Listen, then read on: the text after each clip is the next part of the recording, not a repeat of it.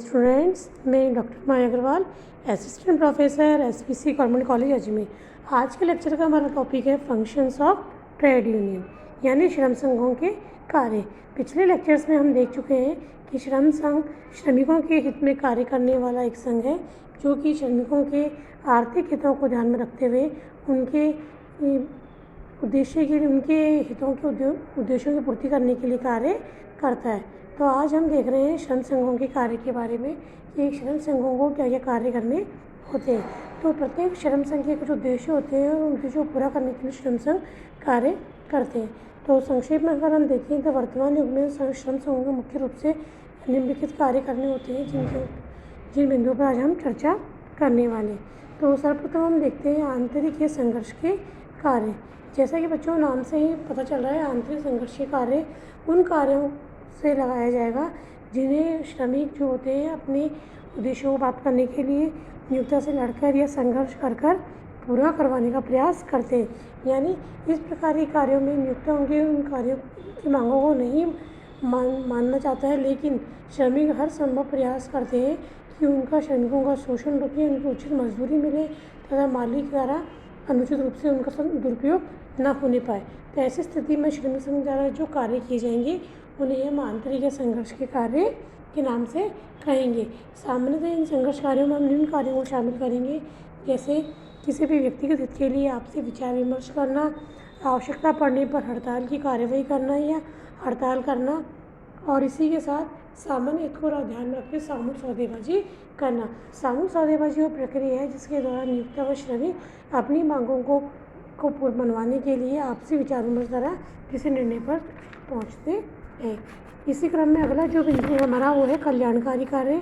कल्याणकारी कार्य श्रम संघों का महत्वपूर्ण कार्य माना जाता है, क्योंकि मुख्य उद्देश्य देखें तो श्रम संघों का मुख्य उद्देश्य श्रमिकों के कल्याण को देखते हुए कार्य करना होता है। तो ऐसी स्थिति में श्रमिक कल्याणकारी कार्य के अंदर श्रमिक सेवा नियोजक से अपने आर्थिक हित में अपने शारीरिक, आर्थिक, सामाजिक सभी क्षेत्रों को ध्यान में रखते हुए कल्याणकारी कार्य करने का प्रयास करते हैं, जिसके अंतर्गत श्रमिक आपसी बंधुत्व की भावना, परस्पर भाईचारा, प्रेम तथा मधुर संबंध बनाने का प्रयास करते हैं। इसी के अलावा श्रमिकों के लिए अच्छी कार्य दशाएँ, पर्याप्त भोजन, रहने की व्यवस्था, बच्चों की शिक्षा की व्यवस्था आदि जैसी बातों का भी वो ध्यान रखते हैं, उसके लिए भी कार्य करते हैं। और अगला जो बिंदु है हमारा वो है प्रतिनिधिक कार्य। प्रतिनिधिक कार्य का ऐसे कार्य से लगाया जाता है जिसमें कि श्रम संघ का नेता जो होता है श्रमिकों के हित में कार्य करने के लिए सदैव तैयार रहता है। तो श्रमिकों का नेतृत्व करते हुए श्रमिक संघ का सामूहिक जो मांगे हैं, श्रमिक समूह संघ के हित में जो भी कार्य वो चाहते हैं उसको नियोक्ता के सामने रखता है और आपसी सामूहिक सौदेबाजी शक्ति द्वारा उनके प्रति कार्य को पूरा करवाने में सफल होता है।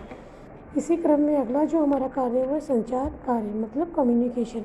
श्रम संघों का अगर हम देखें तो एक मुख्य कार्य कम्युनिकेशन भी है, जो नियोक्ता द्वारा जो भी विचार विमर्श होते हैं, जो भी नीतियाँ बनाई जाती हैं, जिन बातों पर आपसे निर्णय लिए जाते हैं, उन सभी का संचार कम्युनिकेशन आपस में श्रमिक संघ के माध्यम से ही किया जाता है। और श्रमिक संघ समय समय पर आपसे विचार विमर्श द्वारा अपनी परिवेदना या किसी प्रकार की परेशानी को अपने श्रमिक संघ के नेता को अवगत कराते हैं, और वही नेता श्रमिकों की सामूहिक रूप से जो मांगे हैं, जो समस्याएं हैं, उनको नियोक्ता के समक्ष रखता है।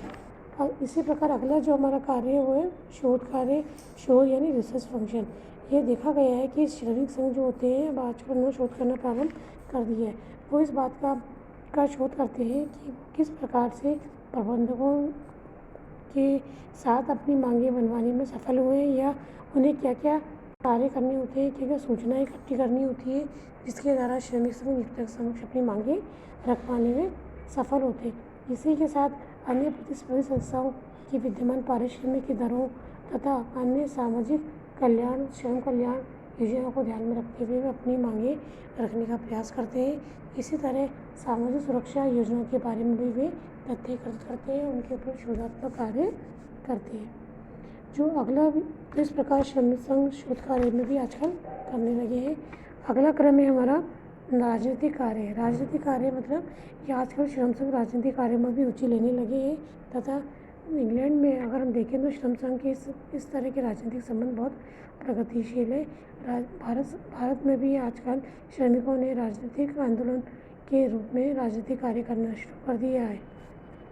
इसी क्रम में हमारा अंतिम बिंदु विकासमान कार्य इसमें डेवलपमेंट फंक्शन हम कहेंगे।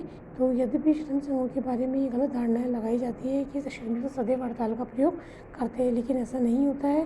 श्रमिक संघ हड़ताल का तभी प्रयोग करते हैं जबकि नियोक्ता सामूहिक सौदेबाजी या आपसी विचार विमर्श द्वारा श्रमिकों के हित में निर्णय नहीं ले रहा है। तो ऐसी स्थिति में श्रमिक उग्र हो जाते हैं और इस रूप में वे अब श्रमिक हड़ताल का प्रयोग करके अपनी मांगों को मनवाने का प्रयास करते हैं। तो अगर हम देखें तो विकासमान कार्य के तो प्रत्येक श्रमिक संघ अपने श्रमिकों के हित में कार्य करने का प्रयास करते हैं ताकि वे अधिकतम श्रमिकों के कल्याण में कार्य करते हुए संस्था के हित में बेहतर निर्णय ले पाएँ। तो इस तरह से हमने देखा कि श्रमिक संघ जो होते हैं अपने उद्देश्यों को पूरा करने के लिए निम्नलिखित जो हमने कार्य चर्चा की इन सभी कार्यों को करते हैं।